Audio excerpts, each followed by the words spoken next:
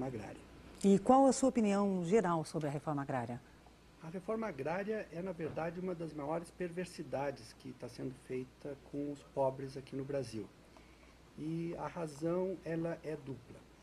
Primeiro, que a ideia que está por trás da reforma agrária, que é a da fixação do homem no campo, é uma ideia completamente estapafúrdia, porque a agricultura, ela historicamente vem perdendo importância econômica, relativa em comparação com a indústria e o setor de serviços. Se você olhar o preço das commodities agrícolas, né, elas são declinantes ao longo dos anos.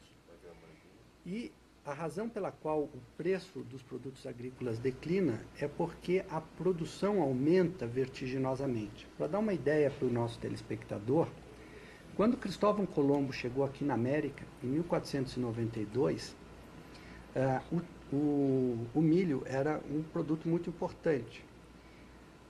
Decorridos 500 anos da descoberta da América, hoje um hectare de terra produz 10 vezes mais milho que produzia ao tempo em que Cristóvão Colombo chegou aqui.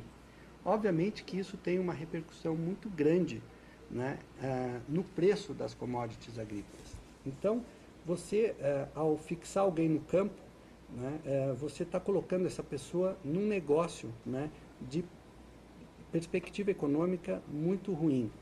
E o que tem acontecido nos países de agricultura desenvolvida face a este fato? É fato que as commodities agrícolas cada vez custam menos, né? Tem acontecido exatamente o oposto do que o governo brasileiro propõe. Este governo e os anteriores também, né? Que é uma concentração de terras. As propriedades rurais nos Estados Unidos, na Grã-Bretanha, na Austrália, né, elas têm aumentado de tamanho. Por quê? Porque é necessário obter ganhos de produtividade para garantir uma renda para os trabalhadores rurais maior e melhor. Poucas pessoas aqui no Brasil sabem, por exemplo, que o tamanho médio das propriedades rurais brasileiras é inferior ao tamanho médio das propriedades na Grã-Bretanha. E se nós formos buscar outros parâmetros para comparar, nós vamos ver, por exemplo, que a Argentina, as propriedades rurais são 5 vezes maior do que a média das brasileiras. E comparando com a Austrália, então, os números são mais assustadores ainda. Uma propriedade na Austrália tem, em média, mais de 4.000 hectares, enquanto que nós, aqui no Brasil, temos 60 hectares. Então, a reforma agrária, como está posta hoje no Brasil, ela vai na contramão da história, vai na contramão da lógica econômica e ela é extremamente prejudicial exatamente para os agricultores e para os pobres e para os consumidores brasileiros. Então, quer dizer que essa gritaria toda contra latifúndios é uma fraude? É uma fraude completa. O Brasil não só tem muito poucos latifúndios, como o governo, se tivesse que fazer algum tipo de política fundiária, deveria fazer o contrário, isto é, ter uma política de concentração de terra, uma política para aumentar as propriedades rurais, porque essa é a única maneira de você conseguir assegurar uma renda maior para o agricultor. É muito importante dizer o seguinte, aqui no Brasil, como em todos os países pobres, né, o agricultor tem uma renda que equivale a 1/3 da renda de um trabalhador da cidade, né? E nos países onde a agricultura está desenvolvida, né, ainda assim nesses países o agricultor ele tem uma renda em média 30% inferior à renda que tem um trabalhador da indústria ou do setor de serviços. Então, eu repito, né, colocar as pessoas, ter um programa para colocar as pessoas no campo, para dependerem da agricultura para sobrevivência, é o pior negócio que pode haver, é uma perversidade. E eu mostrei num estudo que eu fiz já há mais de 10 anos, que se os recursos que hoje são empregados para assentar uma família num desses assentamentos, né, fosse empregado na educação, era possível pagar, né, até 3 salários mínimos mensais para essa família durante 8 anos e ainda pagar a escola para 4 pessoas. E eu não tenho dúvida que que uma família, depois de 8 anos cursando uma escola e tendo 3 salários mínimos para se sustentar, ela vai estar numa situação econômica muitíssimo melhor do que com um pequeno pedaço de terra, né, sem ter nenhuma condição maior de explorar esta propriedade. Uhum. Então, resumindo, a agricultura hoje não é mais um negócio que possa ser levado de forma amadorística. Hoje tem que ser empresarial. É um negócio complexo que exige crescentes ganhos de produtividade para garantir um mínimo, né, de renda para atores. E o Brasil, o Brasil do agronegócio, né, o agronegócio que sustenta o Brasil, que gera esse superávit na nossa balança comercial, não é o agronegócio das pequenas propriedades familiares exploradas de forma artesanal. É o agronegócio empresarial que emprega alta tecnologia, que emprega essas sementes transgênicas, que já é um fato no mundo e está se tornando um fato aqui no Brasil, e emprega técnicas agrícolas aperfeiçoadas, desenvolvidas e que, no mais das vezes, é muito cara. Por exemplo, a agricultura irrigada é uma agricultura que exige elevados investimentos e exige também conhecimentos técnicos que um analfabeto, né, não tem condições de conduzir. Então, a reforma agrária, como ela vem sendo feita aqui no Brasil, ela vai contra os interesses das pessoas que o governo diz que quer ajudar. Uhum. E o senhor falou, desculpe, Olavo, você quer fazer alguma intervenção?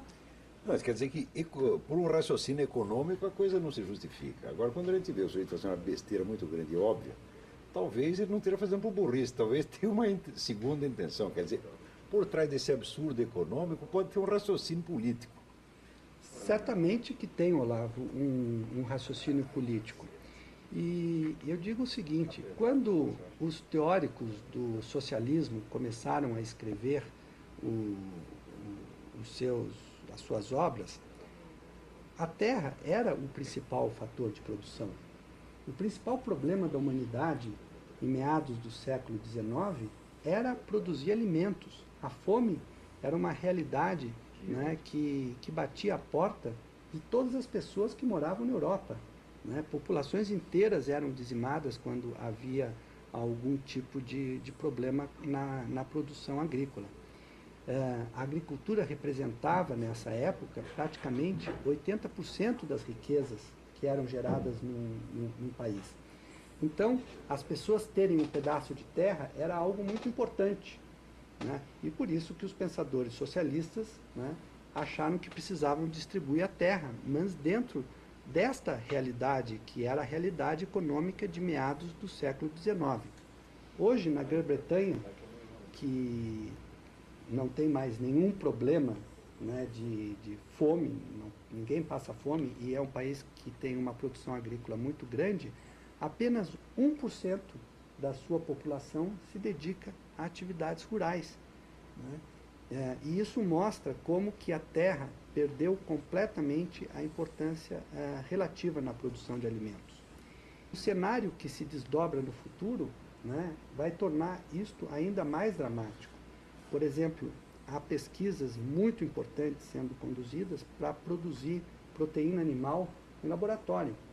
No momento que isso for uma realidade, e hoje não se discute se isso será, apenas se discute quando será uma realidade, né, o preço da carne, de gado bovino ou de peixe vai cair ainda mais dramaticamente, vai colocar a questão da alimentação humana ainda num plano mais secundário do que é hoje.